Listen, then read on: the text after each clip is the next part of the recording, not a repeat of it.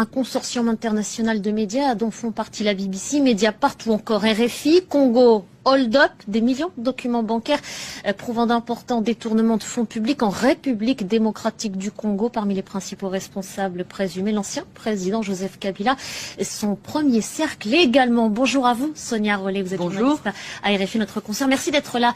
Sonia, vous faites partie de ce consortium et vous êtes donc notamment au cœur de ces révélations. De quelle fuite parle-t-on ? Alors, on parle de plus de 3,5 millions de documents bancaires donc issus de la BGFI, donc ce groupe africain, et plus encore de transactions bancaires, et ça veut dire qu'on parle de la plus grosse fuite de documents d'Afrique pour l'heure.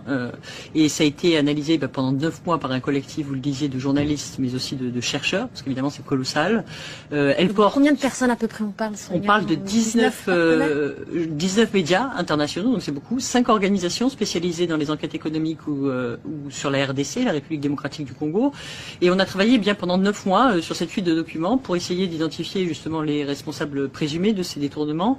Alors ce qu'on a découvert notamment, c'est que la famille de Joseph Kabila et l'ancien chef d'État et certains associés ont perçu à travers donc une nébuleuse de société au moins 138 millions de dollars d'argent public.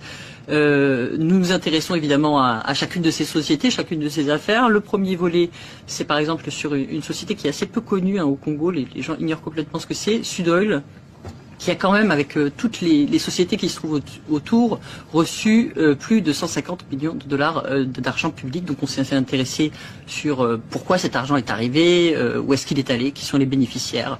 On a découvert d'énormes retraits en liquide, on a découvert l'évaporation en fait des recettes de l'État. On a suivi en fait toutes ces transactions.